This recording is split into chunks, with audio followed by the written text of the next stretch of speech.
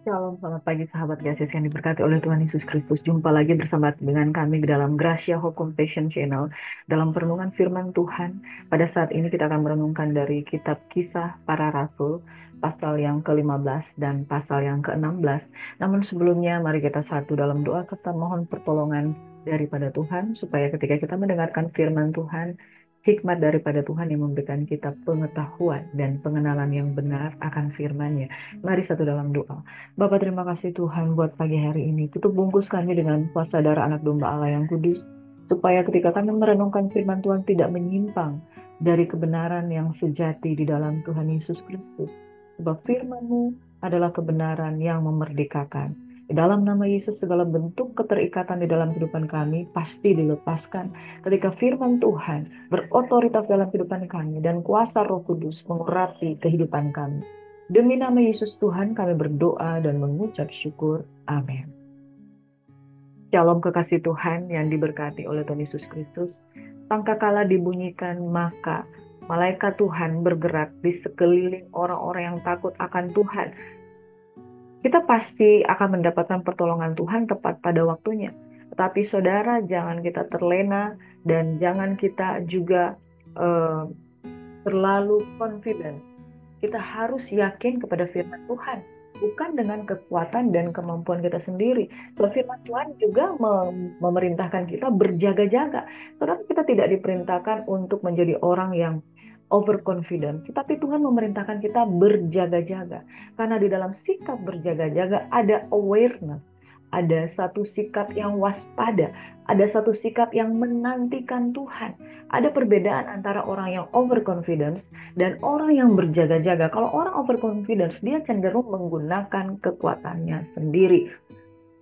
Di dalam Yeremia 17 dikatakan bahwa diberkatilah orang yang mengandalkan Tuhan, yang menaruh pengharapannya kepada Tuhan. Tetapi terkutuklah orang yang mengandalkan manusia, yang menaruh pengharapannya kepada manusia. Itu terkutuk, saudara. Saudara, apapun yang kita andalkan di dunia ini, kita banyak orang Kristen. Tapi orang-orang yang sungguh-sungguh berpegang di atas dasar firman Tuhan, Tuhan yang lebih tahu dia siapa. Karena menjadi Kristen saja tidak cukup. Menjadi Kristen kalau kita mengandalkan kekuatan kita, mengandalkan kekayaan kita, mengandalkan manusia. Di dalam Yeremia 17 katakan terkutuk. Tetapi diberkatilah orang yang betul-betul mengandalkan Tuhan. Dan orang yang mengandalkan Tuhan pasti taat terhadap firman Tuhan. Saudara, fenomena yang terjadi di akhir-akhir ini saya terus tertarik untuk mengupasnya karena saya percaya di balik peristiwa yang ada itu ada suara Tuhan dan Tuhan sedang mengeluarkan sirine alarm bagi kita. Tuhan tidak mau kita overconfident.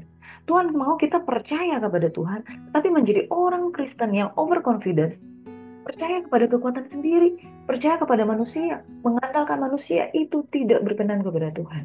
Tetapi diberkatilah orang yang menaruh harapannya kepada Tuhan. Itu sebabnya ketaatan di dalam mendengar suara Tuhan itu hal yang mutlak, saudara. Saudaraku yang diberkati, di Palisade atau di Palisades, orang menyatakan di Hollywood, di Los Angeles itu kebakaran luar biasa. Ya, daerah antara pantai dan bukit yang begitu indah, yang luar biasa di sepanjang daerah yang ada di Los Angeles, California. Terjadi kebakaran yang kita sudah bahas beberapa kali, saudara, tentang kebakaran di Los Angeles sampai pada berita di pikiran rakyat tanggal 15 Januari 2025 dikatakan 25 korban jiwa, 24 hilang, dan 11 titik api baru. Saudara, kalau mau dipikir, ini satu korban jiwa yang lumayan sedikit. Bolehkah kita mengucap syukur bahwa Tuhan itu baik? Amin. Mari kita jangan menjudge orang-orang yang mengalami musibah ada di sana. Saudara, beberapa waktu yang lalu, tahun 2014, kalau tidak salah, beberapa kali di kota kami, di kota Manado, itu juga mengalami musibah, kebanjiran yang berdampak banyak rumah-rumah yang hanyut dan lain sebagainya, banyak rumah-rumah yang runtuh dan pemerintah harus membangunkan rumah yang baru. Banyak korban jiwa juga ada di sana, korban harta ada di sana. Itu sangat menyedihkan, saudara. Seseorang ketika dia sedang mengalami satu kehilangan satu musibah, saudara, mari kita jangan menjudge, mari kita jangan menertawakan. Mungkin kita juga mengalami hal yang sama di Manado, di Sulawesi Utara. Kami juga pernah mengalami beberapa kali di awal tahun. Saudara, begitu banyak keluarga-keluarga yang mengalami kehilangan. Itu merupakan sebuah sadness yang begitu mendalam bagi keluarga-keluarga yang mengalami. Saya percaya bahwa Los Angeles itu mengalami duka cita pada hari-hari ini. Dan mari kita berdoa bahwa Tuhan mengasihi mereka. Dengan sedikitnya korban jiwa yang terdapat di Los Angeles, dengan ribuan rumah, belasan ribu kalau tidak salah, dan ribuan ekor, ribuan hektar saudara yang ada di sana mengalami kebakaran, masih begitu sedikit korban yang ada. Artinya, saudara, Tuhan masih mengasihi dan memberikan warning kepada Los Angeles, mari bertobat. Ketika Sodom dan Gomora terbakar oleh api, ya sekitar 4 orang yang harusnya lolos ya, Lot dan 2 anaknya dan juga istrinya, tetapi istrinya itu kemudian menjadi tiang garam. Bapak Ibu Saudaraku yang diberkati, the loss of the lost angel sangat minim. Ini membuktikan bahwa Tuhan mengasihi dan Tuhan punya rencana bagi jiwa-jiwa yang ada di sana. Kita berdoa untuk Amerika. Tuhan sedang sound the sound untuk the salvation of Amerika. Saudaraku yang diberkati, kita berdoa agar Amerika kembali kejayaannya, menjadikan logo di dalam uang dolar mereka, in God we trust, itu benar-benar terjadi. Sekarang kita bersyukur kalau Donald Trump itu terpilih sebagai Presiden Amerika Serikat. Ternyata presiden yang sebelahnya itu banyak didukung oleh Illuminati. Dan kita tidak boleh menjudge. Sekali lagi kita berdoa untuk Amerika dipulihkan karena di sana adalah jiwa-jiwa yang begitu banyak. Kita berdoa untuk jiwa-jiwa karena Tuhan sayang dengan jiwa-jiwa untuk segala bangsa. Tidak melihat warna kulit, warna suku, suku, bahasa, dan ras, itu tidak dibedakan di situ. Tuhan mengasihi Los Angeles. Kita yang sekarang masih hidup, kita harus banyak-banyak bersyukur dan minta ampun kepada Tuhan. Jangan sampai terjadi hal yang demikian di daerah kita. Kebakaran yang begitu meluas. Luar biasa saudara. Tuhan menantikan. Adakah di antara engkau yang mendapatkan masalah-masalah seperti ini, engkau memiliki ketaatan untuk mendengarkan suara?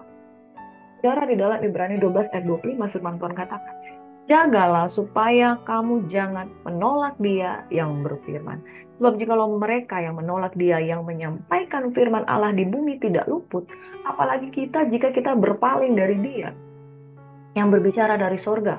Waktu itu suaranya menggoncangkan bumi, tetapi sekarang Ia memberikan janji satu kali lagi, aku akan menggoncangkan bukan hanya bumi, melainkan langit juga. Ungkapan satu kali lagi menunjuk kepada perubahan pada apa yang dapat digoncangkan. Karena Ia dijadikan supaya tinggal tetap apa yang tidak tergoncangkan. Saudara, Los Angeles sedang digoncangkan dan beberapa daerah sedang digoncangkan supaya tinggal tetap apa yang tidak tergoncangkan, supaya orang-orang di sana tidak bersandar kepada harta dunia.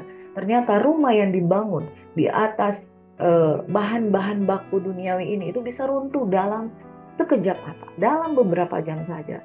Itu sebabnya mari kita taat membangun rumah kediaman yang daripada Tuhan. Mari kita akan tayangkan satu tayangan berikut ini, saudara.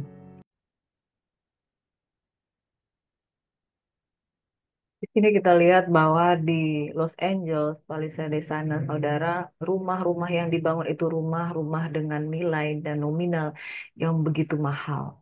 Puluhan miliar. Dan puluhan miliar ini kalau dikalikan dengan rupiah, saudara, itu ratusan miliar per rumah, saudara. Betapa rumah ini sangat mewah dan keadaan before dan afternya kita lihat di sini, sebelum dan sesudah kebakaran, bahwa tidak ada yang abadi. Manusia tidak dapat bersandar kepada harta duniawi, dan rumah yang dibangun di atas dunia ini tidak lebih baik jikalau kita membangun rumah yang kekal di dalam Bapa di surga. Sebab itu perhatikanlah firman Tuhan yang Dia sampaikan buat kita pada hari ini, saudara. Firman Tuhan mengingatkan kita untuk kita membangun rumah di atas dasar firman. Entah itu api, entah itu air. Tidak ada satupun yang luput jikalau menimpanya. Satu gereja, saudara, tetap tinggal berdiri. Beberapa gedung juga tetap tinggal berdiri di tengah-tengah kobaran api yang luar biasa dahsyatnya ini, saudara. Kita melihat bahwa firman Tuhan tinggal tetap. Gereja tertinggal, rumah semua hancur, luar biasa. Tuhan selalu menjaga. Setiap orang yang mendengar perkataanku ini dan melakukannya, ia sama dengan orang yang bijaksana yang mendirikan rumahnya di atas batu. Kemudian turunlah hujan, datanglah banjir, lalu angin melanda rumah itu, tetapi rumah itu tidak rubuh, sebab didirikan di atas batu. Amin. Firman itu tercatat di dalam Matius 7 ayat 21 hingga 27. Mari kita baca sekali lagi. Bukan setiap orang yang berseru kepadaku Tuhan, Tuhan akan masuk dalam kerajaan sorga. Tidak semua orang yang berkata, oh my God, oh Jesus, please, oh my God, oh praise the Lord. Bukan orang-orang yang berseru seperti itu. Pak, artis-artis pun di dalam film, oh Jesus, oh my God, oh my gosh. Ghost apa? Ghost atau hantu? Ghost. Saudara, oh my God, itu bukan sebuah statement kaget-kagetan tiba-tiba, oh my God, tidak seperti itu. Tidak semua orang yang berseru oh my God, tidak semua orang yang berseru Tuhan, Tuhan akan masuk dalam kerajaan surga, melainkan dia yang melakukan kehendak Bapakku yang di surga. Pada hari terakhir banyak orang akan berseru kepadanya, Tuhan, Tuhan, bukankah kami bernubuat demi namamu dan mengusir setan demi namamu dan mengadakan banyak mujizat demi namamu juga. Pada waktu itulah aku akan berterus terang kepada mereka dan berkata, aku tidak pernah mengenal kamu. Enyahlah daripadaku kamu sekalian pembuat kejahatan. Setiap orang yang mendengar perkataanku ini dan melakukannya, ia sama dengan orang yang bijaksana mendirikan rumahnya di batu. Kemudian turunlah hujan, datanglah banjir, lalu angin melanda rumah itu, tetapi rumah itu tidak rubuh. Sebab didirikan di atas batu. Tetapi setiap orang yang mendengar perkataan ini dan tidak melakukannya, ia sama dengan orang yang bodoh yang mendirikan rumahnya di atas pasir. Kemudian turunlah hujan, dan datanglah banjir, lalu angin melanda rumah itu hingga rubuhlah rumah itu dan akibatlah kerusakan. Saudara, yang saya baca yang paling ngeri ketika firman Tuhan berkata, pada waktu itulah aku akan berterus terang kepada kamu. Pada hari di mana Tuhan akan berterus terang kepada kamu, saudara, itu akan menjadi the shock moment di dalam kehidupan kita. Ketika kita dapati, kok aku tidak ada di sini? Kok namaku tidak ada? Saudaraku yang diberkati, perhatikanlah bagaimana cara kita hidup hari ini. Sebab waktu Tuhan akan datang seperti mencuri pada kita. Kita belajar bahwa ketaatan itu adalah kekuatan untuk mempertahankan, menjaga keselamatan, mengerjakan keselamatan dengan takut dan gentar. Karena makanya saya bilang dari awal, jangan overconfident. Kita percaya bahwa firman Tuhan kata, firman Tuhan berkata, berjaga-jaga dan berdoa. Lagi pula, firman Tuhan katakan, tetap kerjakan, saudara, keselamatanmu dengan takut dan gentar. Bukan orang-orang yang berseru, oh my God, yang akan masuk dalam kerajaan surga. Tetapi orang yang mendengar dan melakukan dalam ketaatan. Saudara, kita akan merenungkan kebenaran firman Tuhan pada pagi hari ini. Kita lanjut di dalam kisah 15 dan kisah 16 tentang ketaatan Paulus dan Silas untuk mendengarkan perintah Tuhan. Inilah yang menjadi message buat kita. Mari kita taat kepada firman Tuhan supaya hidup kita dibangun ibarat berdiri di atas rumah yang berpondasikan batu karang yang teguh.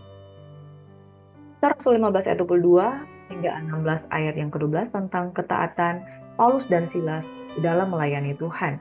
Demikian firman Tuhan. Maka rasul-rasul dan penatua beserta seluruh jemaat itu mengambil keputusan untuk memilih dari antara mereka beberapa orang yang akan diutus ke Antioquia bersama-sama dengan Paulus dan Barnabas, yaitu Yudas yang disebut Barsabas, dan keduanya adalah orang terpandang di antara saudara-saudara itu. Jadi ada dua tim, yaitu Paulus dan Barnabas, dan Yudas atau Barsabas dan Silas. Paulus dan Barnabas, Yudas dan Silas.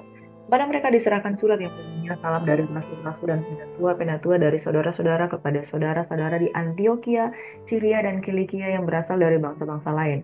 Kami telah mendengar bahwa ada beberapa orang di antara kami yang tiada mendapat pesan dari kami telah menggelisahkan dan menggoyangkan hatimu dengan ajaran mereka. Sebab itu dengan bulat hati kami telah memutuskan untuk memilih dan mengutus beberapa orang kepada kamu bersama-sama dengan Barnabas dan Paulus yang kami kasihi, yaitu dua orang yang telah mempertaruhkan nyawanya karena nama Tuhan kita Yesus Kristus. Maka kami telah mengutus Yudas dan Silas. yang dengan lisan akan menyampaikan pesan yang tertulis ini juga kepada kamu. Sebab adalah keputusan Roh Kudus dan keputusan kami supaya kepada kamu jangan ditanggungkan lebih banyak beban daripada yang perlu ini. Kamu harus menjauhkan diri dari makanan yang dipersembahkan kepada berhala, dari darah, dari daging binatang yang mati dicekik, dan dari percabulan. Jikalau kamu memelihara diri dari hal-hal ini, kamu berbuat baik.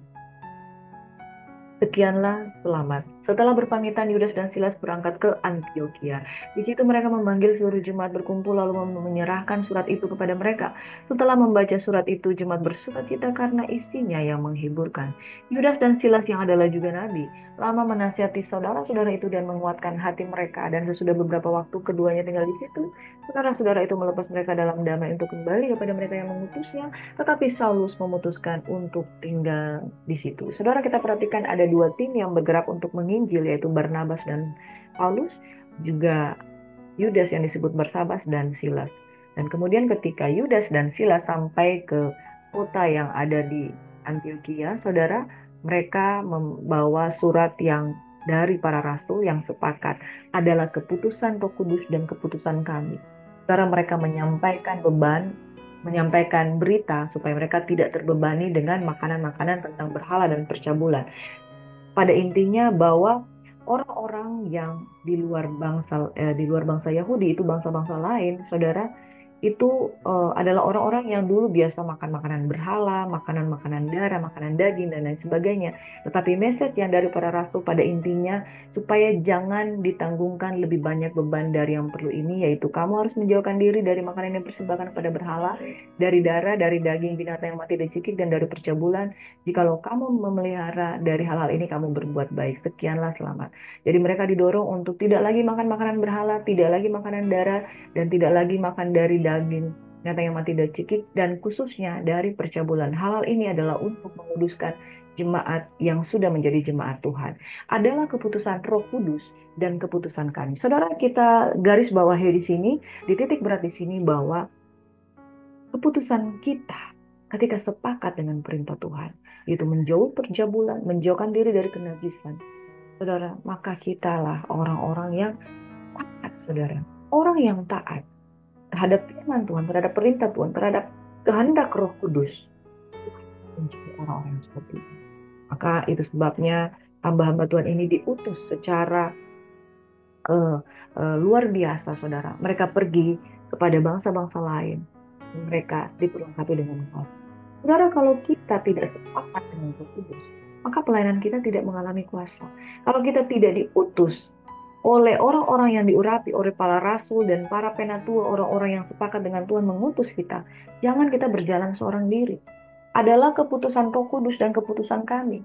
Melihat di sini bahwa pergerakan kita di dalam bekerja, di dalam melayani, memberitakan Injil, harus di dalam pertolongan Roh Kudus, harus di dalam tuntunan Roh Kudus, harus di dalam ketaatan terhadap Roh Kudus. Ingat bahwa ketaatan itu adalah basic dari kekristenan. Ketaatan di dalam mendengarkan suara Tuhan, ibarat kita sedang membangun rumah di atas batu karang yang teguh, di atas firman-Nya, di atas Yesus Kristus, maka badai, angin, atau api tidak akan melanda rumah itu ketika kita taat dan melakukan sepenuhnya di bawah firman Tuhan. Firman Tuhan yang selanjutnya, perselisihan antara Paulus dan Barnabas. Paulus dan Barnabas adalah tim yang lain selain Yudas dan Silas. Paulus dan Barnabas tinggal beberapa lama di Antioquia. Mereka bersama-sama dengan banyak orang lain mengajar dan memberitakan firman Tuhan.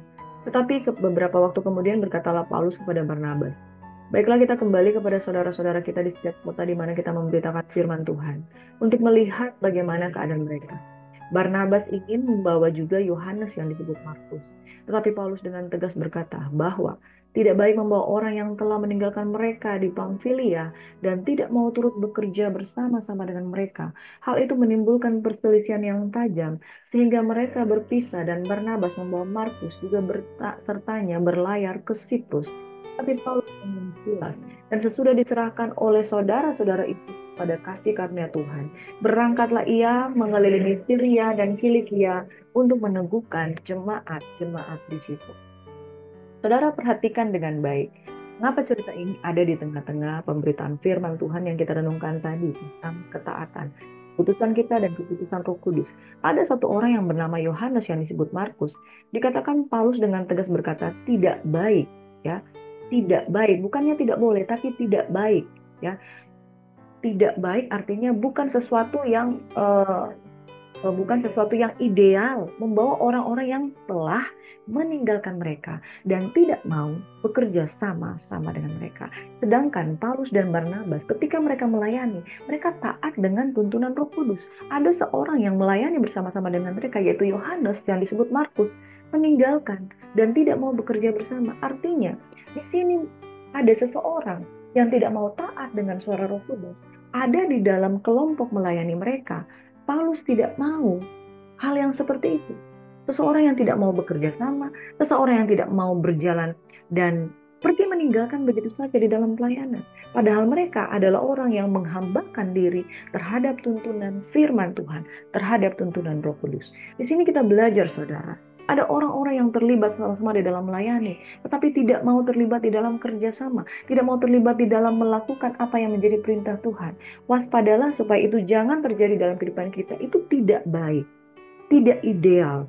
Orang yang ada di ruang lingkup pelayanan bersama-sama, tapi tidak taat, tidak kooperatif, tidak mau kerjasama, tidak melekat dengan kesatuan tubuh Kristus. Jadi warning bagi kita bahwa ketaatan itu adalah dasar, basic kekristenan untuk menghasilkan pekerjaan-pekerjaan Tuhan yang luar biasa. Barnabas dan Paulus pecah kongsi. Barnabas memilih untuk berjalan bersama dengan Yohanes Markus, Paulus berjalan sendiri. Pada akhirnya di dalam the next pasal, Paulus ketemu dengan Silas dan mereka membangun satu kongsi yang baru dalam pelayanan. Pasal 16, Paulus datang juga ke Derbe dan ke Listra. Di situ ada seorang murid bernama Timotius. Ibunya adalah seorang Yahudi dan telah menjadi percaya, sedangkan ayahnya seorang Yunani. Timotius ini dikenal baik oleh saudara-saudaranya di Listra dan di Ikonium. Dan Paulus mau supaya dia menyertainya dalam perjalanan. Paulus menyuruh menyunatkan dia karena orang-orang Yahudi di daerah itu, sebab setiap orang tahu bahwa bapaknya adalah orang Yunani. Nah, saudaraku yang diberkati, kita lihat bahwa Timotius adalah murid dari Paulus. Dia adalah keturunan baik Yahudi maupun papanya adalah orang Yunani. Jadi dia adalah campuran. Tetapi di dalam diri Timotius ini, Paulus membentuk dia sampai diterbitkannya surat-surat kepada Timotius. Dia menjadi seorang yang menjadi gembala di pelayanan di mana Tuhan utus. Saudara, Timotius adalah seorang yang mau dibentuk. Berbeda dengan Yohanes yang disebut Markus yang meninggalkan mereka dan tidak mau bekerja sama-sama. Paulus mengambil seorang murid bernama Timotius. Cara Tuhan mau kita menjadi orang-orang yang mau dimuridkan, mau bekerja sama, mau dituntun dengan Roh Kudus, dan mau dengar-dengaran firman Tuhan. Perhatikan ayat-ayat yang selanjutnya. Paulus menyeberang ke Antioquia. Dalam perjalanan keliling dari kota ke kota, Paulus dan Silas. Nah, di sini dilihat bahwa Paulus sudah ketemu dengan Silas. Ketika Silas tinggal dan Paulus kembali, mereka ketemu, lalu menyampaikan keputusan-keputusan yang diambil para rasul dan para penatua di Yerusalem dengan pesan, supaya jemaat-jemaat menurutinya. Nah, saudara, menurutinya, mentaatinya, ketaatan adalah kunci keberhasilan dalam melayani Tuhan. Demikianlah jemaat-jemaat diteguhkan dalam iman, dan makin lama makin bertambah besar jumlahnya. Mereka melintasi tanah Frigia, tanah Galatia, karena Roh Kudus mencegah mereka untuk memberitakan Injil di Asia. Perhatikan ayat ini, saudara. Roh Kudus mencegah mereka memberitakan Injil di Asia, bukan berarti Injil tidak akan masuk di Asia. Karena sampai hari ini kita orang Asia sudah menerima firman. Roh Kudus mencegah mereka untuk memberitakan Injil di Asia karena belum waktunya ke situ. Diarahkan yang lain. Dan setibanya di Misia, mereka mencoba masuk ke daerah Bitinia. Tetapi Roh Yesus tidak mengizinkan mereka. Setelah melintasi Misia, mereka sampai di Troas. Pada malam harinya tampaklah oleh Paulus suatu penglihatan. Ada seorang Makedonia berdiri di situ dan berkata kepadanya. Katanya, menyeberanglah kemari dan tolonglah kami. Setelah Paulus melihat penglihatan itu, segeralah kami mencari kesempatan untuk berangkat ke Makedonia. Karena dari penglihatan itu kami menarik kesimpulan bahwa Allah telah memanggil kami untuk memberitakan Injil kepada orang-orang di sana. Ternyata ini, saudara, penyebabnya. Lalu kami bertolak dari Troas dan langsung berlayar ke Samotrake. Dan keesokan harinya tibalah kami di Neapolis. Dari situ kami ke Filipi. Yang pertama di bagian Makedonia ini, suatu kota perantauan orang tua. Di kota itu kami tinggal beberapa hari. Ternyata Tuhan belum mengizinkan ke Asia. Karena tujuannya Makedonia. Makedonia adalah kota pertama yang adalah Filipi. Ingat surat Rasul Paulus kepada Filipi, Rasul Paulus ketemu dengan apa? Penjara. Tetapi itulah saudara, ketaatan yang Tuhan kerjakan di dalam diri Rasul Paulus. Apa yang dialami di sana, dia tidak peduli. Di kota di sana dia menyembuhkan beberapa orang. Tetapi apa yang dia lakukan mengakibatkan dia masuk ke dalam penjara. Dan dari dalam penjara keluarlah firman Tuhan yang luar biasa. Di dalam Filipi 4, saudara. Ayat yang ke-13, firman Tuhan berkata, oleh Rasul Paulus, segala perkara dapat bertanggung di dalam Dia yang memberi kekuatan kepadaku. Lagi pula di dalam Filipi 4 ayat 19, Allahku akan memenuhi segala keperluan menurut kekayaan dan kemuliaan di dalam Kristus Yesus. Ketaatan mendatangkan berkat, tetapi ada salib yang harus dilalui oleh Rasul Paulus. Saudara, tak selalu ketaatan mendatangkan masukan. Ada kalanya ketaatan kita membawa kita kepada satu pikulan-pikulan yang berat, yang tidak mampu. Paulus mengalami ini dalam daging, yang masuk penjara. Kota Filipi, saudara, yang mengalami begitu banyak tekanan. Tapi berkat Tuhan, ya Roh itu tidak mengizinkan dia pergi ke Asia. Roh itu tidak mengizinkan. Begitu-begitu sampai di Misia, mereka melihat orang Makedonia yang masih dalam kota. Tujuannya ke Makedonia, kota pertama di sini. Disitulah tempat perantauan orang Roma. Disitulah tempat perantauan orang Roma, dan ternyata tujuan Tuhan adalah membawa keselamatan bagi banyak orang Roma. Ingat kitab Roma, saudara, banyak firman Tuhan dihasilkan untuk orang-orang Roma, ya, bagaimana mereka diinjili Rasul Paulus secara luar biasa. Di kitab Roma banyak sekali tentang firman Tuhan yang teologisnya sangat mendasar. Saudaraku yang diberkati, taat. Paulus dan Silas taat, dan mereka menghasilkan satu tren dalam perjalanan mereka yang luar biasa. Roh mencegah mereka kasihan. Ketika mereka melintasi Misia, Roh Kudus, Roh Yesus mencegah mereka ke arah mereka ada di kota pertama Filipi, tempat perantauan orang Roma. Dan saudara, kita Roma dengan satu teologi mendasar tentang saudaraku yang diberkati oleh Yesus Kristus. Keselamatan hanya di dalam Tuhan, dan tanpa kata saudara kita sama sekali tidak mendekat.